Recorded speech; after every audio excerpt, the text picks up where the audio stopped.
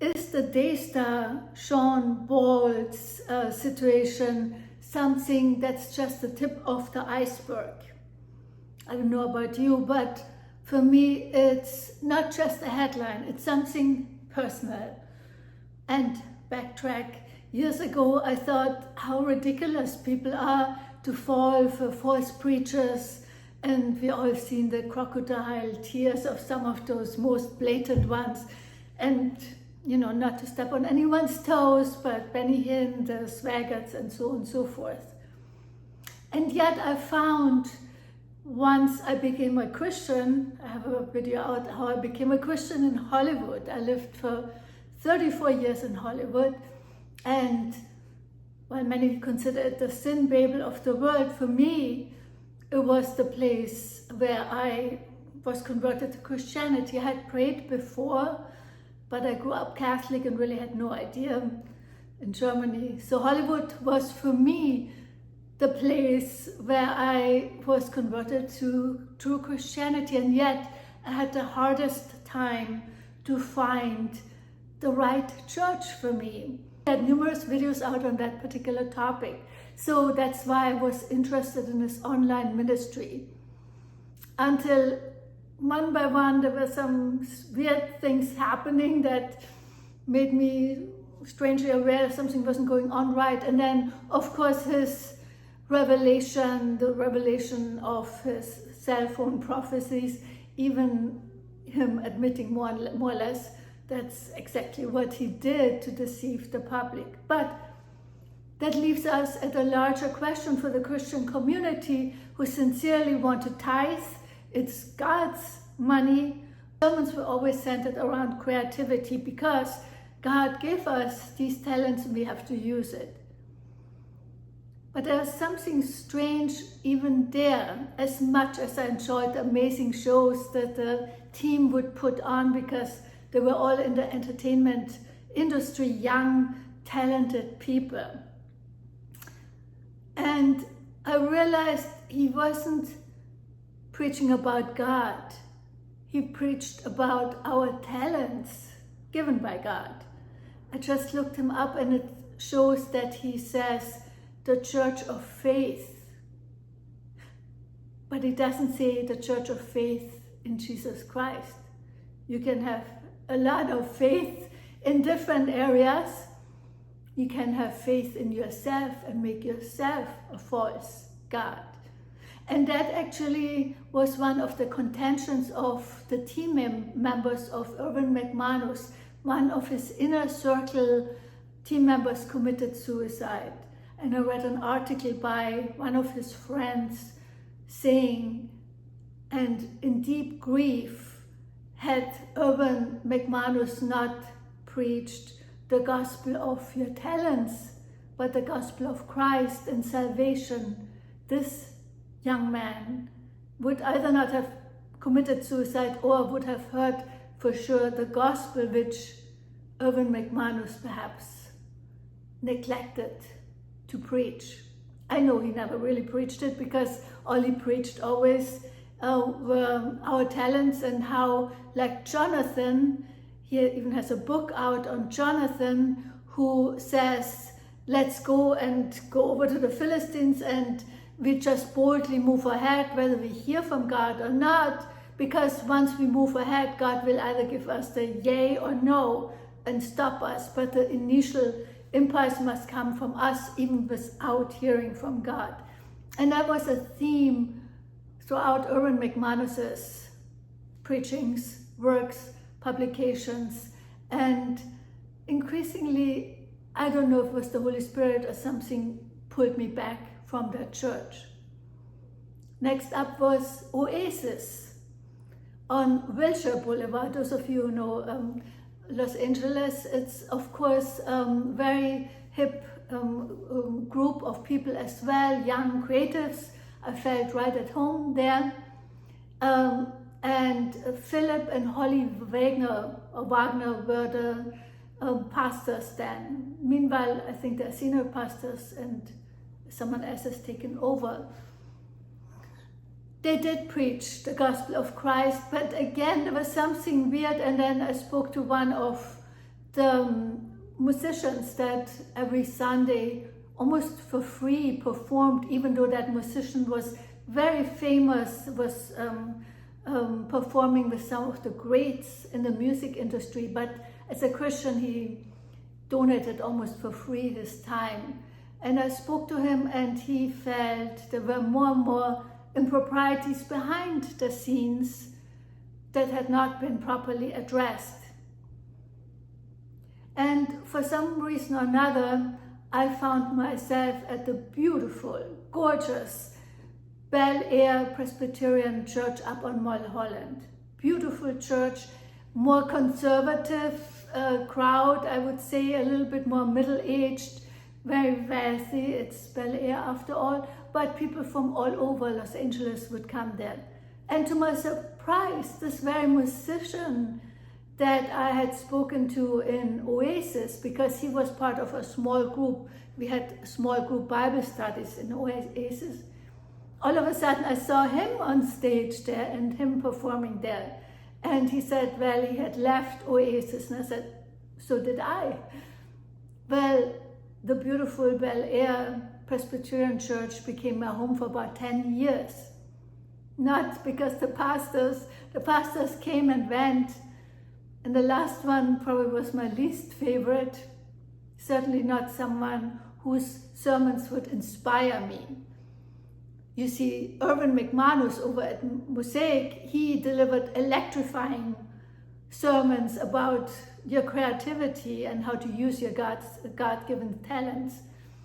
Here at the Presbyterian Church, something else brought me back over and over and over again, and there was an amazing prayer team. Unlike the other churches at Presbyterian Church Bel Air, there were prayer teams that you could go up to and pray after the service. And I cannot tell you how powerful these prayer warriors were and how much I owe them. Plus, of course, the amazing views up, if you have ever been up there, and the amazing views over the valley. Well, when I moved to Miami, first thing I was looking for was a church, and I thought, oh, let me look up Presbyterian churches, and I found one. And I went there, and the pastor was just fine. I felt the pastor was very sincere, but there was such a coldness in the congregation. And I know a lot of people say, you know, churches are people and we cannot ask them to be perfect, and I totally understand that. Some say, do not critique leadership, and I understand that to some degree. Some say, don't switch churches, stick out with the one you have. And I see that it might have a point, but really, in larger or lesser degrees, there's also the synagogue of Satan that the Bible speaks, disguised as a Christian church, and we certainly should not participate in that. So I was willing to stick it out. Okay, this Presbyterian church here in Miami, the people are cold. But I thought, let's stick it out. And what made me stop and think was, see, in Los Angeles, Bel Air Presbyterian, they never recited the Westminster Confession of Faith collectively. I can't remember one time. Here, though, they often did. And when I listened to it, and I started out reciting with the rest of the congregation, and at several points I stopped. I could not say it out loud. My spirit inside me stirred that this was wrong, that there were certain passages of the Westminster Confession of Faith that were just wrong. So then, inadvertently, YouTube comes in. I started researching Presbyterian churches and came across the fact that Presbyterian churches are Calvinist. Now, I almost went to John MacArthur's church in Los Angeles during the COVID time because I admired him, that he had the front and the power to stand up to local oppressive governors and hold church regardless of restrictions. He even had outside tents for those who wished so, and a large contingent of the local police supported John MacArthur. So I had no compunction about that at all, but once I looked into the Calvinist belief system, I realized this could not be part of my belief system because, and if you want to go and research TULIP, but in other words, they deny that humans have free will. They almost feel like it's robot-like. And I dug deeper and deeper, unraveling all the Calvinist supposed proof, Bible verses, and found it to be wanting. It is a Gnostic gospel. Calvinism is really rooted in Gnostics belief, and you can look into that. But so that was the final straw for me to leave the Presbyterian Church here in Miami. And I was kind of churchless. I'm now part of a local church where, again, I feel like the pastor, I've lived in Hollywood for so long. I've seen thousands of young, pretty, charming men on stage, auditioning, trying to charm the socks off of everyone, but there's not that much behind them. I feel a little bit like the pastor at my church currently is like that. Nice enough, sincere enough, but cute and playing his charm rather than really digging deep, in my opinion. You know, for many people he's right. But I found a prayer group there that is very important to me, and I believe they really do God's work and are expanding, and I see so much good being done at that church.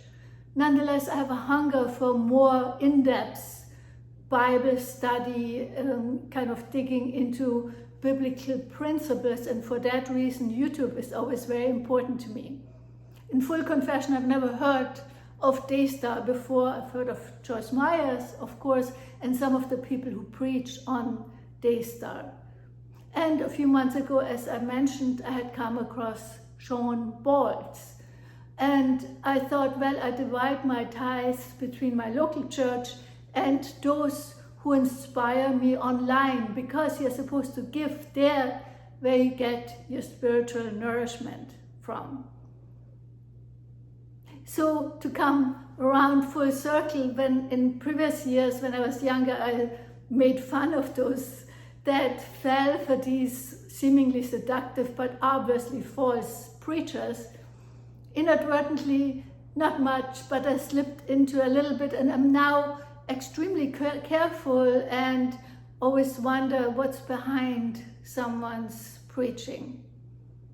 And I'm not much for the discernment channels either, that in my opinion throw out the baby with the bathwater, that in my opinion often are Calvinist inspired.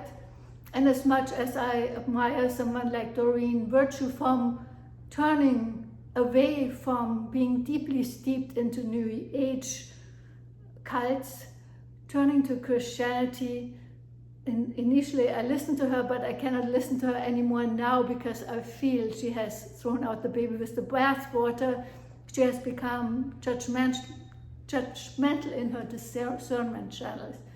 So to navigate the right spot between those channels that are just showy, those channels who are deceptive like Shawn Bolz, those channels or TV stations that are outright covering up extreme wrongdoings, as we've seen perhaps with Daystar and others previously, and those who have become too harsh, too restrictive, whether it's Calvinist or discernment channels. So for me, as perhaps for you as well, it's become a journey in discerning the truth of God. And why not? Perhaps God wants us to take this path where instead of just one church for our entire lives, as in Catholicism, for instance, we are, and I grew up Catholic, we are really taken on paths where we see constantly the narrow path. Just like we in our own life make mistakes, but we have to choose the narrow path. And that means saying no to those elements, churches, pastors, that may be just the tip of the iceberg of a deception we can no longer follow and approve of. Apologetics apart, approve of. You know, there's so much excuses. You cannot criticize the anointed, supposedly. You're supposed to not judge, and I'm not talking about judging, but no longer being exposed to people who are cold. When you feel there's a coldness in the congregation, should you still stick it out? Yes, we're all people. No one is perfect. I totally understand that. But just as there is a culture, a corporate culture, so churches also have a culture. And like it says in Revelation, your love has grown cold. When you experience that, should you keep on going just out of blind faith, or should you ask God if you shouldn't be removed from this kind of spot? So I'm asking about your experience with churches. Is it just the tip of the iceberg we are experiencing and listening and hearing right now that's being exposed with Shawn Bolz, cell phone prophet, and Daystar, who perhaps have covered up much more serious crimes, or at least sins against what God requires of us? I'll talk to you soon. Bye.